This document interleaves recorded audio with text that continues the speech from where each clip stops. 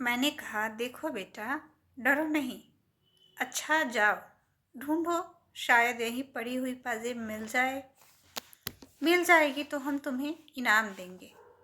वह चला गया और दूसरे कमरे में जाकर पहले तो एक कोने में खड़ा हो गया। कुछ देर चुपचाप खड़े रहकर वो फिर यहाँ वहाँ पाजेब की तलाश में लग गया। श्रीमती आकर बोली कि आंसू से तुमने पूछताछ कर ली? क्या ख्याल है? मैंने कहा, संदेह तो मुझे उस पे ही होता है, नौकर का काम तो ये है नहीं। श्रीमती जी ने कहा, नहीं नहीं, आंसू भला क्यों पाजेब लेने लग गया? मैंने कुछ बोला नहीं। मेरा मन जाने कैसे गंभीर प्रेम के भाव से आशुतोष के प्रति उमड़ रहा था।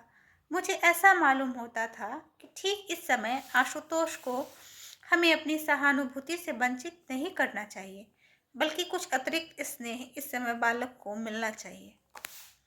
मुझे यह एक भारी दुर्घटना मालूम होती थी। मालूम होता था कि अगर आशुतोष ने चोरी की है तो उसका इतना दोष नहीं है, बल्कि हमारे ऊपर इसका भारी इल्ज़ाम है।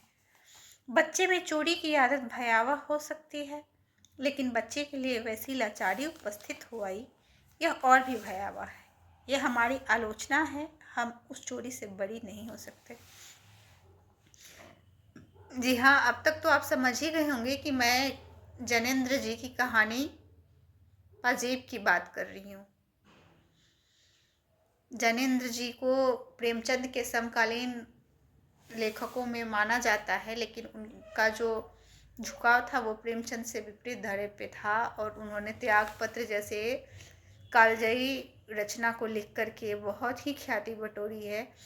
ये कहानी है एक छोटे से बच्चे के संदर्भ में, उसके मनोविज्ञान के संदर्भ में, कि हमारी चीज़ प्रायः कहीं खो जाती है या फिर हमसे अगर कोई गलती होती है, कुछ टूट जाती है या कुछ भी ऐसे मिसिंग होता है तो हम बच्चे पे तुरंत ही उंगली उठा देते हैं। बच्चे ने किया है, बच्चे ने कर दिया है, या कभी कभी तो ऐसा होता है कि हम बचने के लिए झूठा इल्ज़ाम भी बच्चे पे लगा देते हैं। इस कहानी में पाजेब का क्रेज रहता है और मुन्नी की बुआ उसके लिए पाजेब ला कर देती है। होता है कि एक ही दिन में पाजेब का एक जोड़ा का एक उसमें से गुम हो जाता है। अब सब लोग ढूंढने में लगे हैं। नौकरों पे पहले शक जाता है, फिर बच्चे पे जाता है, बच्चे ने दोस्त को तो नहीं दे दिया। फिर पतंग उड़ाने का शौक होता है आशुतोष को, जो मुन्नी का बड़ा भाई रहता है। सब लोग सोचते हैं पतंग वाले को उसने दे दी पाजेब, और वो बच्चे से बार बार इंटरोगेट करते हैं और बच्चा इस ऊहापोह में इस बात को एक्सेप्ट भी कर लेता है। उसे कितना प्रेशराइज किया जाता है कि तुम मांग कर लाओ, तुमने किसको दिया है, सच बोलो। और अंत में आप खुद ही पढ़िएगा कि इस कहानी का अंत क्या है, और फिर सोचिएगा कि हम सब बच्चों के साथ कितनी क्रूरता बरतते हैं। धन्यवाद।